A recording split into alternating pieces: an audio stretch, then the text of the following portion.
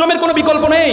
মনে রাখবা, পরিশ্রম তার পারিশ্রমিককে কখনো খালি হাতে ফেরায় না, কখনো না, কখনো না। তুমি পরিশ্রম কর, পৃথিবীর সবচেয়ে বড় সংজ্ঞা। পরিশ্রমের কোনো বিকল্প নেই, পরিশ্রমের কোনো বিকল্প নেই। একটা এক্সাম্পল তোমাদেরকে দিই। একবার একটা অঞ্চলে তারা চিন্তা করে একটা মন্দির বানাবে। তো মন্দিরের জন্য কি লাগে? মূর্তি লাগে। তো তারা চিন্তা করে একটা মূর্তি বানাবে। তো মূর্তির জন্য কি লাগবে? পাথর লাগবে। তো তারা চিন্তা করলো একটা পাথর কোথা থেকে পাওয়া যায়। সুন্দর পাশের গ্রামে একটা পাথর আছে, সুন্দর পাথর, সাদা পাথর, চমৎকার পাথর। তখন তারা গেল পাথরকে অফার করতে, যে পাথর সাহেব আপনাকে একটু লাগবে। বলছে আমাকে লাগবে, আমাকে নিয়ে কি করবা?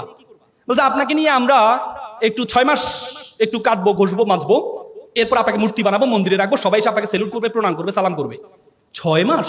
না, এই কষ্ট আমার দ্বারা সম্ভব না। আমাকে কষ্ট ছাড়া যদি কোনো কাজ থাকে সেটা বলো। বলছে না, আপনাকে তো এভাবে রাখলে তো কেউ সালাম করবে না আপনাকে।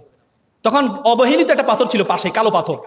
সে বলে স্যার আমাকে নিয়ে যান, 6 মাস না, 1 বছর ধরে আমাকে কাটেন, ঘষেন, মাজেন, কোনো সমস্যা নেই। পরবর্তীতে এই কালো পাথরটাকে নিয়ে যাওয়া হয়। নিয়ে যাওয়ার পর 10 জনে মিলে তাকে কেটে ঘষে কাটাকাটি শুরু করলো। 10 মাস ধরে কাটছে। কাটার পর তাকে মূর্তির অবয়ব বানালো, অবয়ব বানানোর পর মন্দিরে রাখলো।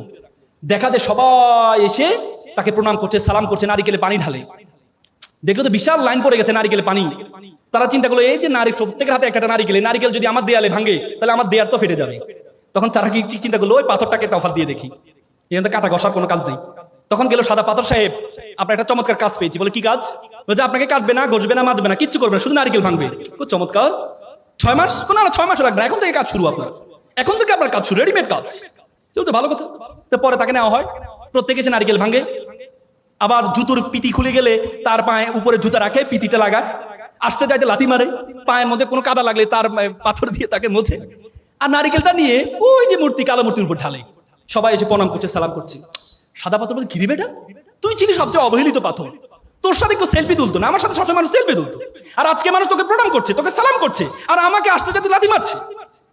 তখন কালো পাথর বললো, তুমি তো দেখেছো আমাকে সম্মান করাটা, কিন্তু আমাকে যখন কাটা হয়েছে, ঘষা হয়েছে, মাজা হয়েছে, 10 জনে মিলে 4 দিক থেকে আমার উপর আঘাত করা হয়েছে, তখন আমি সহ্য করেছি বলেই আজকে মানুষ আমাকে প্রণাম করছে, সালাম করছে। তুমি যদি মনে করো যে পরিশ্রম করবে না, কষ্ট করবে না, এমনি মানুষ তোমাকে সম্মান করবে, এত সহজ? আমরা সবসময় বলি, আমরা একটা হাদিসের কথা, তকদির কখনো পরিবর্তন হয় না, কপালে যেটা আছে সেটা, কপালে যেটা আছে সেটা। অথচ আল্লাহ তাআলা কোরআনে বলেছে, ওয়ালাইসা লিল ইনসানু ইল্লা মা সা। আল্লাহ বলেছে মানুষ ততটুকুই পায় যতটুকু সে চেষ্টা করে। এবং আল্লাহ তাআলা কোরআন আরেকটা আয়াতে বলেছে, ইন্নাল্লাহা লা ইউগাইয়িরু বিকাউমিন হাত্তা ইউগাইয়িরু বিআনফুসিহিম। আল্লাহ কোন জাতির ভাগ্য পরিবর্তন করে না যতক্ষণ পর্যন্ত ওই জাতি এবং ওই ব্যক্তি নিজের ভাগ্য পরিবর্তন করার চেষ্টা না করে। আর তুমি মনে করো চেষ্টা করবা না, এমনিই তুমি সফল হয়ে যাবা, তোমাকে মানুষ সালাম করবে, প্রণাম করবে? না, এমনি করবে না, তোমাকে এমনি কখনো করবে না।